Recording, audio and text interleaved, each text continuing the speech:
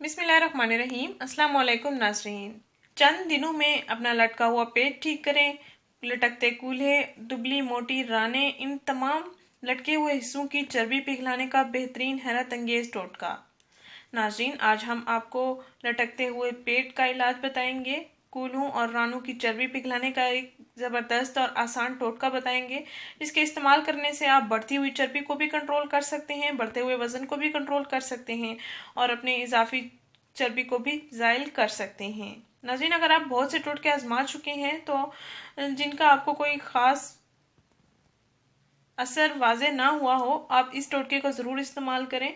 इसके इस्तेमाल से आप अपने लटकते कूल्हों और दुबली मोटी रानों और लटकते पेट की चर्बी को कम कर सकते हैं। नाज़रीन, सुबह की सैर करें, हल्की फुल्की वॉक करें, अपने खाने पीने में एहतियात करें।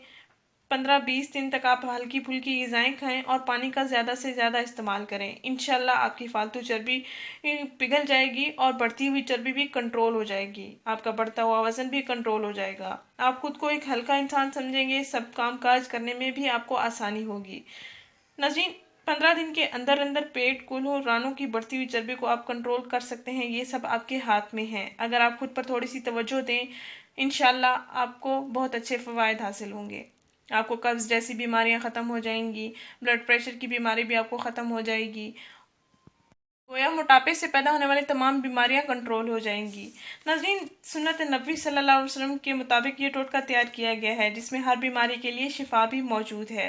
नाज़रीन, आपने करना ये है कि एक नीम गर्म पानी का गिलास लेना है और उसमें 2 चम्मच शहद मिला लेना है। शहद को पानी में मिक्स करके अच्छी तरह से इसको मिला लें। फिर रोज़ाना नहार मुँह 1 गिलास आपने इसको पी लेना है और इसके बाद 1 घंटे बाद आप नाश्ता कर सकते हैं।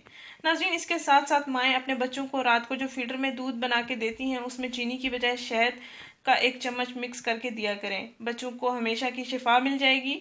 शहद में बहुत से फ़वाइद हैं जिनसे इस्तेफादा हासिल किया जा सकता है।